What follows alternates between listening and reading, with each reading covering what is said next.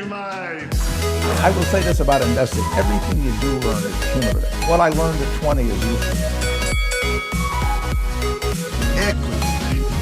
Welcome to another episode of Equity Mates, a podcast that follows our journey of investing. Whether you're an absolute beginner or approaching Warren Buffett status, our aim is to help break down your barriers from beginning to dividend. My name is Bryce, and as always, I'm joined by my equity buddy, Ren. How are you going? Oh, I'm very good, Bryce. Sorry, I'm just a little bit distracted. I'm just reading about the All-Australian AFL team. Mate, head in the game. Great. Congratulations to Callum Mills and Isaac Heaney. Sure. Unfortunate that no Bombers players got in. Very unfortunate. Not surprising, given the absolute shambles of a club that it currently is. But let's move on, Ren. We've got a jam-packed episode today. Shout out to the CVE boys for their 100 episodes. Yeah, raise the bat. Yes. They've hit the century. They've hit the century. Comedian v Economist hit the 100th on last Wednesday. So make sure you go and check them out. Adam and Thomas do an awesome job of breaking down the world of macroeconomics. Super interesting. Yeah. Super entertaining. Thomas, a former RBA economist. Adam, a stand-up comedian. It is a match made in heaven. Match made in heaven. And yeah, congratulations, boys, on 100 episodes. It is a epic milestone, and if you haven't listened to their podcast, this is your sign to go give it a try. That's it. So the two big segments today, earnings season and a news wrap, as we are still in the depths of it, particularly here in Australia now. And then we're going to do an industry deep dive on potentially the second most unethical industry deep dive we've done, given last week we did private prisons. Yeah. We're continuing on that theme. I feel that putting sports betting and private prisons in the same ballpark is tough, but we'll get to it. But last week we spoke about Disney maybe getting into the sports betting game, so we said we'd come back and do an industry deep dive on it. So I'm excited for this one. We've got a heap of interesting stuff. We do. So without further ado, Ren, earnings season is definitely kicking. Yes, it is. So let's talk about some of the companies that caught our eye. I think one that stands out for me, WiseTech, a company that a lot of people may not be familiar with, but it's fast becoming a sort of... It's separating itself from some of these other Australian tech names. Revenue up 25% to 632 million. Profit up 80% to 195 million. But I think pleasingly for WiseTech shareholders, it's signed 10 new global customers to its flagship CargoWise software platform in the last financial year, including UPS, FedEx, and Access World. So some big customers signing up to their software platform. And fingers crossed we can get... Is it Richard? Is the CEO, Richard founder? White. Richard White on the show at some point. Fingers crossed. Ren, Domino's Pizza up 4%. $2.3 billion in revenue. Profit down 14% though to 166 million, and dividend also down. No surprises there given the cost pressures that they were under. They announced it as stepped up an expansion in Asia though, with the acquisition of 287 stores in Malaysia, Singapore and Cambodia, with a push to eventually reach 600 stores across those countries. Now, I remember we interviewed Don May, the CEO at the time. Make sure you go and listen to that episode if you haven't. And he was very particular on the way that they enter international markets. So great to see. But they are now seeing early signs that the price pressures they were under for key ingredients like wheat and cheese are now starting to flatten. We did do a segment on the inflation hedge that was the $5 pizza. It's now $8. It's now $8. Yes. I wonder if they'll ever go back to the $5. I mean, in all seriousness, that's like a 60% increase in price. Yeah. Can they chill out? Inflation's not at 60%. But yeah, Domino's Pizza, it is... The crazy thing, so there's a Domino's, the parent company is listed in the US, and then there's the franchise in Australia that runs a bunch of different countries. There's also a franchise listed in the UK that runs a bunch of different countries. There's actually a couple. There's another one that runs Russia and listed in the UK. They have all just been incredible stock market performance. It's crazy how pizza listed in 3 different markets around the world, obviously all the same company in some ways, but just incredible share price performance. Absolute market darling. I remember when we were at uni and it was Absolutely. On a tear. Yeah. Yeah. Pizza's the new growth stock. But speaking about surprising categories where we're seeing growth, Breville Group, homewares and appliances. Appliances, yeah. Revenue up 19% to $1.4 billion. Profit up 16% to $105 million. Dividend up 11% to 15 cents. Breville, for the last few years, I feel like they've sort of been ticking along in the background in some ways. Well, I was just going to say, I feel like they've been... this is another reporting season of excellent numbers. Yeah. Well, so that's where I was getting to. They're never like the front page of the paper. Yeah. They're never the first company that we speak about on the podcast. Yeah. But they just are grinding out really impressive numbers, and they've got this international expansion strategy, which, I mean, you know, there's a big world out there, and they're growing. The growth has been... different parts of the world are growing at different paces. So the Americas accelerated in the second half of the year for them, and that offset a slowdown in Europe.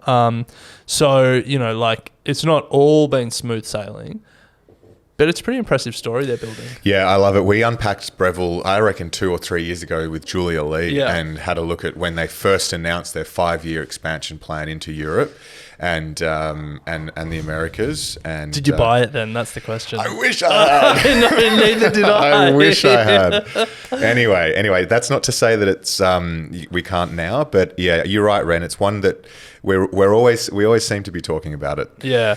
One other company that caught our eye this week, Ampol, formerly Caltex Australia, reported. Now, they are in the refining business, taking crude oil and turning it into petrol or gas for our American listeners.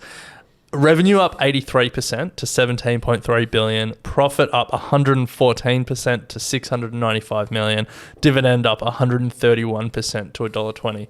It's a good time to be in the oil refining business. It is. So, Ren, to close out, let's take a look at retail as always. Coles, your baby, revenue was up only 2% to $39.7 billion. Profit up 4% to just over $1 billion. And dividend also up 7% to 30 cents. Interestingly, though, the March quarter price inflation for Coles was sitting at 3.3% compared to Woolworths' 2.7%. Yeah, so prices are going up at both of the major supermarkets. Slower than inflation, we should say. Coles a little bit quicker than Woolies. Well, prices are not down at Coles, that's for sure. Still down, inflation adjusted down. Fair call. Real prices are down. All right, you're the retail whisperer. You've got 2 more retailers here. Tell us what we've Endeavour learned. Group, the alcohol spin-off from Woolworths, revenue was flat at $11.6 billion, but profit up 11% to just shy of $500 million. Dividend also up 10%. They had a massive boom in the December half when liquor retailing went crazy due to people stuck at home during COVID, people turning to delivery of Dan Murphy's and BWS. However, they're diversified. They have 344 hotels, and now that has taken over as the main driver of growth in the June half as people come back to real life, leave their homes and start drinking in pubs again. It's such a funny year to think that, they the financial year was like they had this massive online boom and hotels were down, and then hotels were back on and online slowed down. But at the end of the day, revenue was just flat. Well, diversified, that's what happens. Kogan, Ren, it's been on a weird run price-wise over the last sort of couple of months. It jumped from a low around mid-July, jumped 67% at the start of or late July, and has now fallen 22%. Revenue down 8%, a loss of $35 million, down from a profit of $3 million last year, and they're not paying any dividend. They really caught out. It's a story of inventory for Kogan. They benefited from having a lot of inventory onshore during COVID and didn't get disrupted as much by the impacts of supply chain, and now they're feeling that they have too much. Yeah, so that's, I guess, a bit of a wrap of reporting season. A few of the companies that caught our eye over the last week. We've got the end of this week and next week to go. Yeah. Well, Yeah. And then there's maybe a little tail after that, but it sort of slows down. So we'll be back next week with a few more companies that catch our eye. Then I guess it's what are some of the storylines from it all. Biggest storyline is just like, God, it's good to be in the oil business right now. I know. Ethical or unethical, it's profitable. Yes. But I think one other news story that caught my eye this week, have you been following the Elon stuff? Loosely. So his lawyers have subpoenaed Jack Dorsey, the Twitter co-founder and former CEO.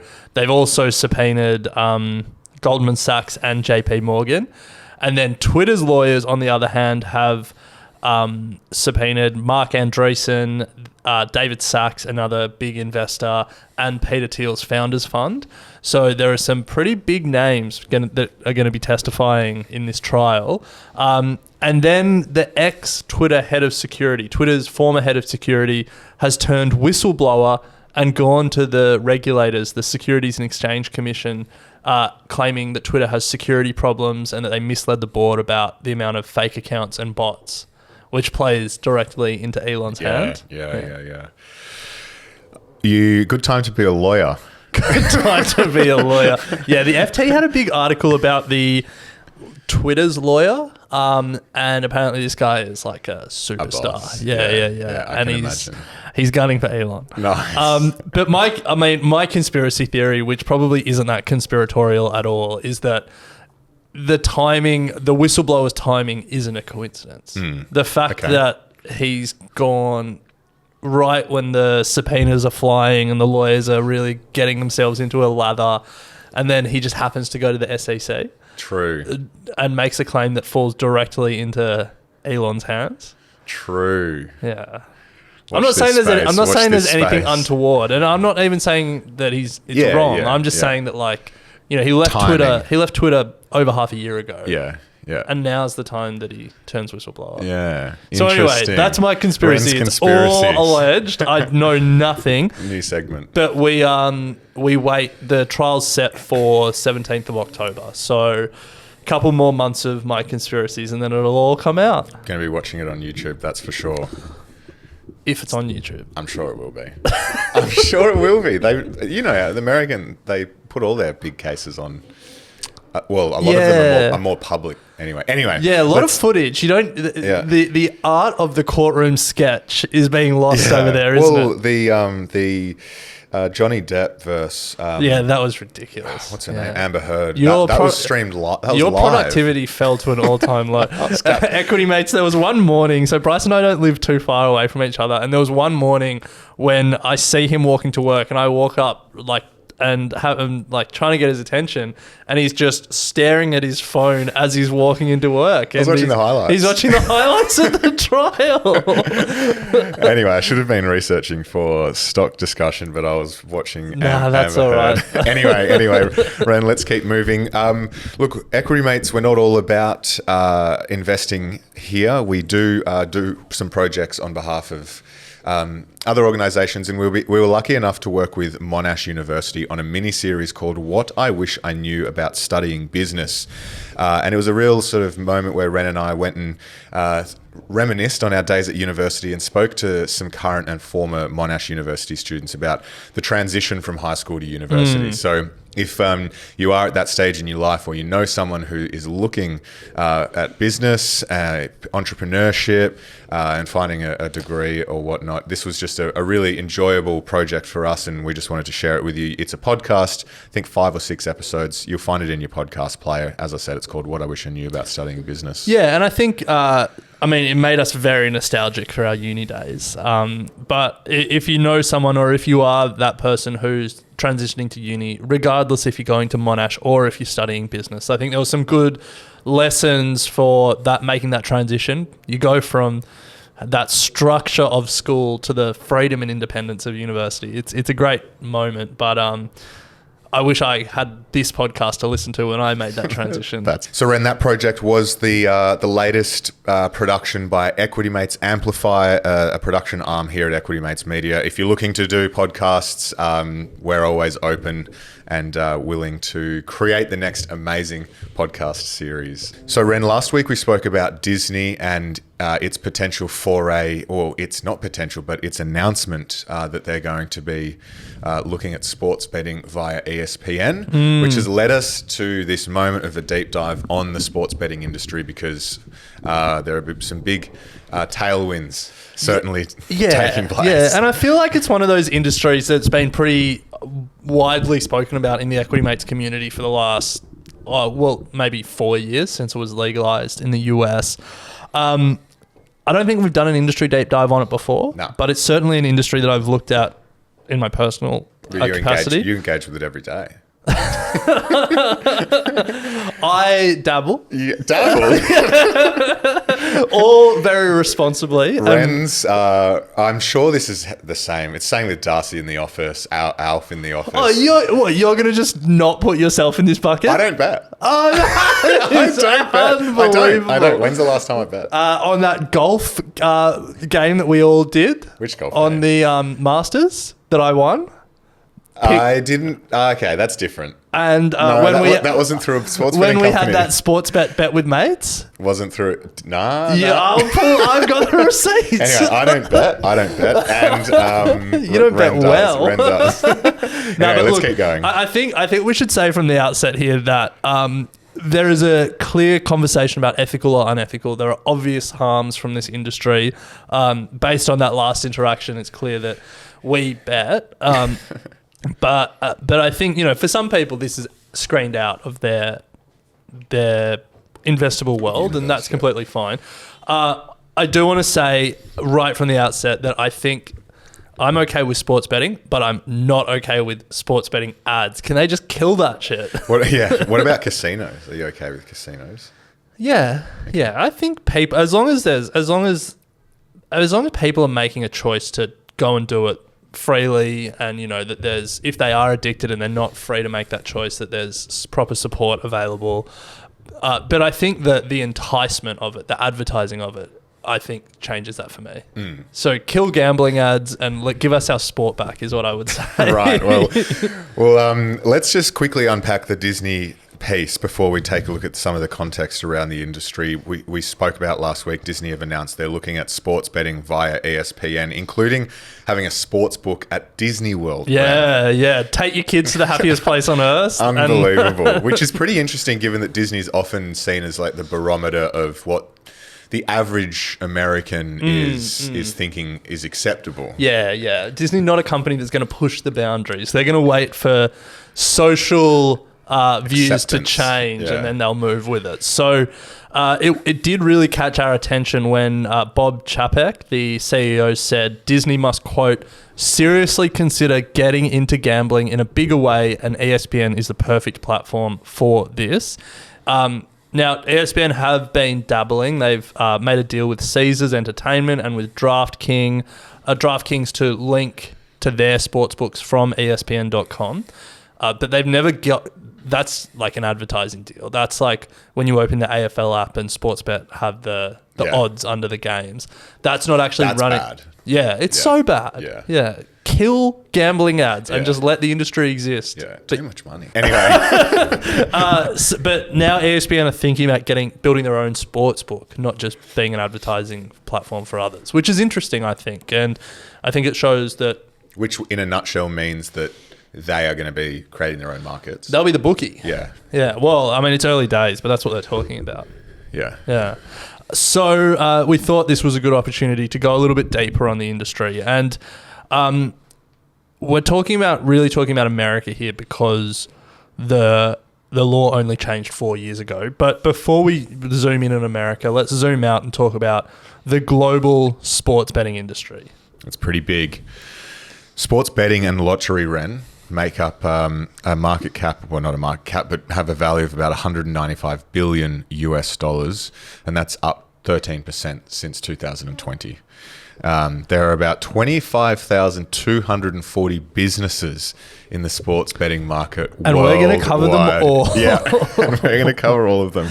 Now, the highest valued a sports betting company is, do you want to guess? I know it. Okay. Yeah. Bet365. Bet365 as... Yeah. Is it Samuel L. Jackson in the ads? I think so. Which I think correlates to advertising because I see them advertise everywhere. Yeah, well, his line is like, anyway, we don't need to unpack betting ads. That can be a whole lot of time. But the CEO of Bet365. Now, Bet365 isn't a public company, so that's why I'm putting it here rather than when we talk about the companies.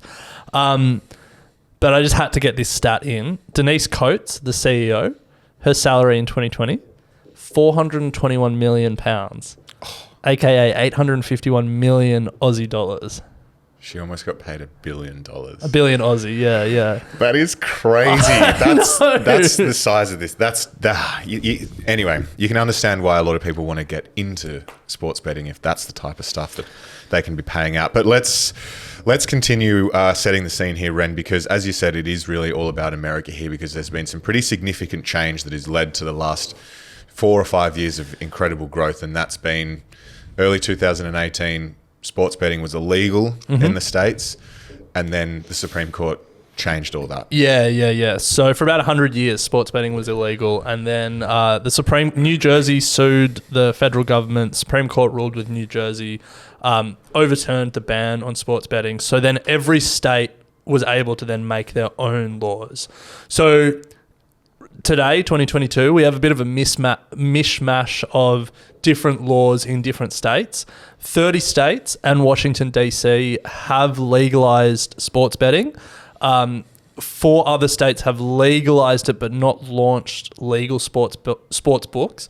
But the way that they've legalized it is all a little bit different, and it's all like every state has their own licensing regime, which becomes really interesting when you talk about the companies that are winning market share and how they go about that. But yeah, like in some states, there's a state lottery, and they have a monopoly on the sports book, and then there are others where it's like a free for all. Some only allow in person, like you got to go to a physical location to lay a bet. Others, you can do it on your phone and stuff like that. So it's a bit of a mishmash, but I think the trajectory is clear. In the last 4 years, the 2/3 of states have legalized, and a massive industry has been created. Well, yeah, the trajectory is incredible. Americans are going gangbusters on it. Yeah. They've spent $125 billion on sports betting in the last 4 years since legalization, which has absolutely blown estimations out of the water. To put that $125 billion in context, that's more now. $125 billion over 4 years, but $125 billion is more than Americans spent on pet food, supplies, and vet care last year. Jeez. $125 billion is more than the net income or the profit for America's farmers last year. Wow. Yeah. So $125 billion is a lot of money, in case you were wondering. That is crazy. Record month, October 2021, Americans put down $7.5 billion in bets, 87% of it online. The opening weekend of the 2021 NFL season, 58.2 million online bets were placed, up 126% from the year before. And Bryce, exciting news, the NFL season is almost upon us once again. Yay. So it'll be interesting to see what that number is this year. But I think the point is it's already become a massive market, and the expectation is it's going to get bigger. So DataBridge Market Research thinks that the market is going to grow at 10.3% a year between now and 2029. Yeah, wow. And I'm imagining that North America is just going to make up a larger and larger proportion of total world global betting as well. Yeah, I doubt it will ever beat China. But yeah. Huge. So just to recap where we're at, pretty interesting. Well, some major legal changes over in the States have led to now a massive uptick in gambling, huge amounts of money pouring in. We know there's a massive amount of money spent on ads as well. So if you're thinking about it from an investing perspective, who's the beneficiaries of that? Felicia Grondin, who's the executive director of the Council of Compulsive Gambling of New Jersey cited a report in Barron's that said $292 million was spent on sports betting ads in the US in 2020. And a year later, that grew to $725 million. So almost 3 times the amount of advertising in the space of, a year? A year, yeah. It's incredible. So I think, it's cooked. Yeah. This is a bit of a tangent, but an AFL podcast I was listening to, they were having a bit of a dispute and they were criticising one of the panellists for appearing in a gambling ad. Little did they know that the pre and post roll ad on that very podcast was gambling. Yeah. It's so anyway. This was just something that we came across when we were researching and we had to find a way to put it in. America's biggest ever online bet was made in February 2022. Well, biggest ever legal online bet, I guess, was made in February 2022. $4.53 million on the Cincinnati Bengals to win the Super Bowl. Holy smokes. The question is, did they win? The Bengals didn't win the Super Bowl. Yeah. But you've got to be some kind of wealthy to be putting 4.5 or some kind of crazy. Or some kind of stupid. Yeah. It's all the same, isn't it? Yeah. Gamble responsibly. Anyway, Ren, so gamble responsibly. We are here to chat about the investing aspect of all of this and the companies that are involved in the space. Some are listed, some aren't, but there's plenty coming to the surface. Yeah, we're not going to talk about the unlisted ones. Yeah, so there has certainly been evolution in this space. Yeah, so I think when you're conceptualizing how this industry evolved, the Supreme Court changed the law or overturned the law in 2018. The first movers in this space were the daily fantasy players. FanDuel and DraftKings, if you've heard of them. Yeah. They were allowed to exist. There's this distinction between game of chance and game of skill, and fantasy was seen as a game of skill. So these guys actually existed before the law was overturned. So they were good to go. They were on the blocks, running with the starter's pistol. Nice. Anyway, so they launched. They were first movers. They launched sports books to accompany their fantasy offering. We'll get to like who owns them and all of that later. But so that they moved. Then the casinos that existed made their own sports book. MGM, Caesars, all of the American casinos. They were pretty quick off the mark as well. They had obviously been taking bets at their casinos in Vegas. And so they were pretty quick to move as well. State lotteries. So they also existed and then they quickly moved into sports books as well. So, Massachusetts as a state might have a government-owned lottery or a government-regulated lottery. They moved into sports betting as well. Then after those three, so then the foreign bookmakers made a big push into America as well. And if you're looking at foreign bookies, you've really got to go to Europe and in particular the UK, and we will go there because that's where a lot of the big names are. And then finally, the final player in this ever more increasingly competitive landscape is media. And both old school media like Fox have made their own sports book or partnered to make their own sports book.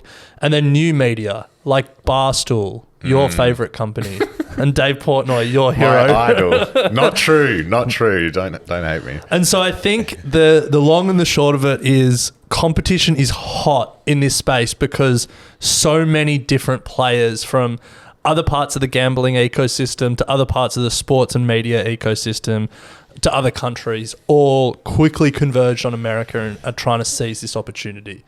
Even Disney. So let's talk about some of the players, and then we've got some data on who's actually winning market share, which I was pretty surprised by.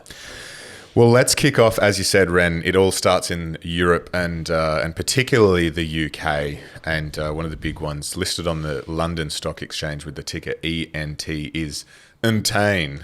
I think it's just Entain. Entain, Entain. It owns brands such as Bwin. Never heard of him. I think it's Bwin. I actually don't know. Bwin. Coral. Ladbrokes, heard of Laddies. Party Poker and Sporting Bet. Not Sportsbet, because that's owned by the next company here, Flutter Entertainment. They're big. They're part of the FTSE 100. Also listed in... they're listed in London. Their share price, £11,000 a share. Wow. Yeah. Ever heard of a stock split? And then they're listed in Dublin. Didn't you want to buy these guys? Well, And then we you don't. had your gripe We about- don't give investing advice. I mean, didn't you want to think about? Look, let's just say that IG told me that this stock is not suitable for a European retail investor. And then when I tried to buy the depository receipts over in America, I was told they're only accepting sell orders, not buy orders. So Not great. I don't know what IG. Just let us buy what we want to buy. Yeah. Flutter owns Sportsbet, FanDuel, Sky Betting, William Hill, Paddy Power, Foxbet, and importantly for this story, the daily fantasy site FanDuel. Yeah. So they own a lot. They own a lot. Flutter Entertainment. All right, Ren, well, let's keep moving. International Game Technology, listed on the New York Stock Exchange, IGT, have a $4 billion market cap and revenue of about $4 billion. It's not bad. Yeah. So they're also European. They're also, I'm pretty sure, from the UK, but they're listed in New York. They make a lot of the technology behind these sports bets. So sports books. So their platforms have processed more than 6 billion in sports wagers to date. They plug in with like the casinos, the state lotteries who want to offer a sports book. They're like a turnkey plug and play. So this is a picks and shovels vibe. Yeah, like if Equity Mates wanted to make Equity Mates bet, Equity bets. then you'd go to these guys and say, we want to white label your stuff. Yeah, right. There's also Triple Eight Group, listed on the London Stock Exchange, recently acquired William Hill, and then the French Lottery, which is listed over in France with the ticker FDJ. They also have a sports book as well as their lottery business. Did William Hill buy, who was that turkey? Are you thinking here? Tom Waterhouse? Yeah. Someone bought Tom Waterhouse. I think it was William Hill. Anyway, someone can fact check me on that. But so, Ren, let's move to Australia. There's two that we'll talk about today. The first is PointsBet, PBH, often gets spoken about in the Equity Mates community. Market cap of just over $1 billion, revenue of about $260 million, and then BetMakers. So BetMakers is a bit of a picks and shovels play, like International Game Technology. They're pretty small though, but then PointsBet are a bookmaker who are trying to push into the US. They moved pretty early in the US. They maybe a year ago or so, they signed that big deal with NBC. So yeah, they're right in the thick of it with some of these European players trying to get a foothold in America. So that's the established companies over in Europe and the UK. A couple of established players here in the States, but Ren, we're really starting to see some of the homegrown American companies absolutely take off. Yes. So let's start with Penn National Gaming. In the front of mind for a lot of people because they bought Barstool. Yep. And they also operate 44 casinos and racetracks around the United States and Canada. So they're trying to get into it. DraftKings. So we spoke about the two big fantasy players, FanDuel and DraftKings. FanDuel owned by Flutter, the Irish company. And then DraftKings merged with a SPAC and went public in their own right. So they're listed. DKNG is the ticker. Bally's Corp. Haven't heard of them. No. Well, now I have. Yeah. 14 casinos across 10 states in the US, a horse track in Colorado, and have sports betting licenses in 14 states. Churchill Downs, most people have probably heard about the racetrack, but they're listed, and they have a bunch of different casinos and online betting companies. Then there's a few casinos, Bryce. The big ones. We're planning your Bucks. We're going to be heading off on a plane to Vegas. True. So we might be visiting one of these places. True. Bucks is actually this weekend, Ren. Yeah. And you Tomorrow. don't know where we're I going. have no idea. But we've told you to get your passport ready. Wow, no one's officially told me that. Wait, has Rowie not told you that? Anyway, But you do have a passport, if right? we don't get if we don't get content up next week, you're going to know why. Because I don't know. We'll be having a buck somewhere. But Yeah. anyway, let's keep going.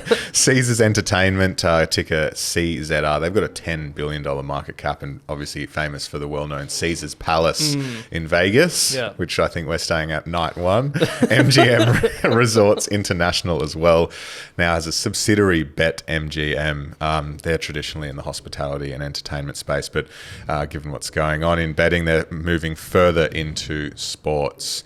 And then Boyd Gaming Corp to close it out, Ren. Yeah, another big casino player in Vegas that's pushing into the sports betting market. So I think if we just take a breath here, we can say there's a lot of companies trying to compete for the dollars of American gamblers across all four corners of the world. And then there are some strange companies trying to get into it. And Disney is one of them that we've spoken about.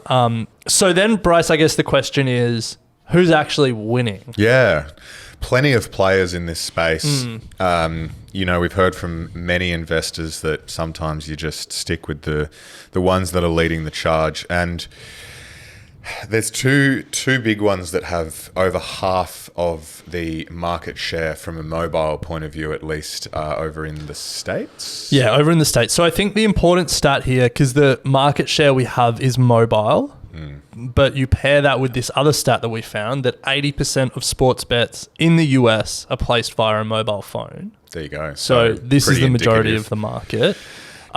There are only two that are above 10% of market share. DraftKings at 32% and FanDuel at 30%. So they have 62% of total market share between the two of them, which I found surprising. Yeah, same. I would have thought some of the other well-known would have had more of an equal share, I guess. I guess there's an argument to say, and this is me not being in America and not playing daily fantasy sports, is a lot of people would have already had accounts with them. Yeah. And it's just so, once you're there, once you've got the account, it's so much easier to just move from daily fantasy to betting rather than signing up with one of these casinos or something like that. But yeah, pretty impressive how much market share they've been able to take. I guess that's why they call it a first mover advantage. Yeah. Nice one. But the only other one that is above, there's one that's at 10% market share, FoxBet, which is also owned by Flutter. Nice. Yeah. So there was another poll. So that's market share. DraftKings listed separately, number one. FanDuel and FoxBet, number 2 and 3, both owned by Flutter. Yeah. And then a long tail after that. There was another. So Flutter's massive. Well, they've got an £11,000 share price. Yeah. Jeez. But the thing is, I don't actually know if they're the biggest globally. No, I'm actually confident they're not the biggest globally. From what point of view, market cap? Yeah. Well, because Bet365 is the biggest globally. But total revenue. Anyway, let's pick that up. Total revenue, I don't think they're the big. I think Bet365 is. That's why they call themselves the world's biggest online sports bet. Nah. You're claiming false advertising. I'm calling bullshit. So, as well as that market share that we just spoke about, we found a Morning Consult poll from early 2022 that looked at brand recall of some of these biggest brands, biggest sports bet brands. DraftKings, 78% of respondents knew the brand. FanDuel, 73%. Caesars, 65%. FoxBet, 56%. And then BetMGM, 56% as well. So they were the top 5. So I think the two key takeaways for me there are the daily fantasy players are number 1 and number 2 there as well. And then that Flutter owns the second biggest and the fourth biggest. Bit of a trend playing out here. Yeah. The Flutter boys and girls. So, Ren, I do want to have a chat about what's next, but if you're thinking about this industry, pretty new, particularly over in the States, any key risks, challenges that we should be aware of? Yeah, definitely. I know we've spoken a little bit about how I tried to buy one of these companies. Remember, I'm not an expert. I lost all my money on Slater and Gordon. Yes. But also And you lose all your money betting as well. But I think the really important thing to make a point here is this industry is 4 years old, less than 4 years old in America. States, yeah. It is incredibly crowded, and FanDuel and DraftKings might have an early lead, but the industry is so unsettled at the moment, and there's so much changing that the idea that this trend is just going to continue in a straight line is not a good investment thesis. And it's also really important to remember that not only is the market dynamics shifting and the companies shifting, but the legal framework in which they can operate is also shifting and changing. And more companies are legalizing. They're legalizing in different ways, and the laws are going to keep changing. And so if you're thinking about investing in this industry, the thesis cannot just be who's got an early lead now. I can only see legislation getting looser and looser as more tax money runs in. But that's the point. Like, all of a sudden, if all of these states that weren't really open to some of these like casino operators because they didn't have physical presence in the state or something like that, I'm just making things up. But, you know, then all of a sudden, Caesars, do they take a big chunk of market share that they couldn't take previously because of legislation? So I agree. It feels like it's only going to go in one direction, the tax dollars and just the social acceptance of it all. Yeah. The other thing is, do you know why sports betting was banned back in the day, though? No. So the Chicago Black Sox was a scandal where the Chicago White Sox threw the World Series. No way. Yeah. There you go. The World Series being like the final of the MLB. Yeah. They threw it. Wow. And everyone was outraged, obviously. Well, anyway, that's fascinating. Yeah. So like there was a lot of match fixing, I guess, in American sports in like the early 1900s. And so then Congress banned sports betting. I'm not saying there's going to be sports match fixing again, but if it did make a comeback, you can bet that it would get banned again. Yeah, you would think so. So maybe that's a big risk to your investment thesis as well. True. Well, and speaking of sports, to close out, partnerships with sports leagues is another big component that we can't overlook. The NBA now has 20 sports betting partnerships, and Scott Kaufman-Ross, the NBA senior VP for head of fantasy and gaming, has quoted that our goal is to partner with every sports book in the United States. Yeah. Unbelievable. And when speaking of MLB, the Major League Baseball, they have made MGM their official gaming partner at a league level. Then each of the respective teams within the MLB have their own partnerships. And an example of that is the Chicago Cubs contract with DraftKings. It's reportedly worth 100 million big ones. Yeah, and for our listeners in Chicago, apologies. Cubs. Cubs. Cubs. But yeah, 100 million alone for one team. So that gives you a sense of just how big these deals are. And I guess how much the sports books expect to recoup. Yeah.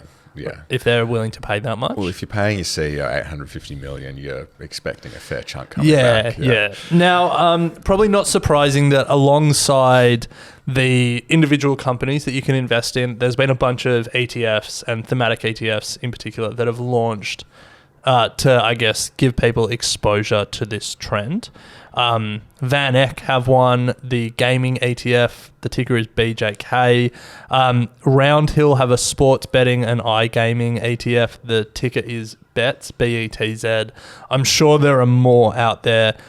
Two key callouts, if you're thinking about trying to invest in a thematic ETF to get exposure to the industry as a whole rather than any individual companies. Actually, three key callouts. One we've already made. First of all, the legislation continues to change, so just be careful. Second one is remember that some of the biggest players are unlisted. So like if you think you're getting exposure to the industry, the nuance is you're only getting exposure to the listed players in the industry. Yeah. So if Bet365 continues growing and dominating, then that's not going to get captured in any of these listed ETFs because they're unlisted. Makes sense? Yeah. And then third call out, the top holdings in these ETFs are pretty different. Yeah. So it's not like a tech ETF where the big five tech players are the top of all the tech ETFs. So looking at Van Eck's gaming ETF, the biggest holding is Vici, which is, do you know the story behind them? No. So they're the real estate investment trust that owns Caesars Casino, I'm pretty sure. And it was like this massive brawl when they split off and were split into a separate real estate investment trust.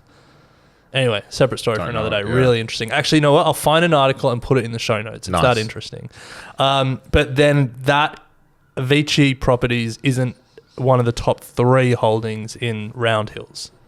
So it's just There a you call go. out that it's like there are different top holdings. So look under the hood, do your research. Yeah. Nice, Ren. Well, no doubt that it's an industry, what was it, 10% CAGR over the next few years or whatever it is. North America is obviously going to continue growing at rapid pace. It's beating expectations in terms of the money that's coming in. We're seeing companies that we would never have thought would be involved in sports betting now interested, given the amount of money that is coming into this space. Plenty of ways to invest in it. There's the picks and shovels, those that help the bookmakers, the technology behind it. There's the bookmakers themselves. There's media. There's sports teams, and there's the likes of Disney as well. So massive industry. One that obviously is only going to continue to grow. And as we said at the top, it's not an industry for everyone. It will certainly fall out of some people's screens depending on where you sit on the ESG fence with this sort of stuff. But an interesting industry that is evolving nonetheless right in front of us, being driven by some pretty fascinating legal changes over in the States. So Bryce, final question. Ethical or unethical? Unethical. Fair enough. All right, Ren. Well, great to chat. We'll pick it up next week when we're back from the Bucks. Maybe we'll have a story or two that will be appropriate to share. Well, we're going to have to change plans. If you say it's I'm not unethical, sure. we won't be able to go to Vegas anymore. Anyway, so looking forward to it, and we'll chat next week. Sounds good. I will say this about investing. Everything you do learn is cumulative. What I learned at 20 is useful. Equity.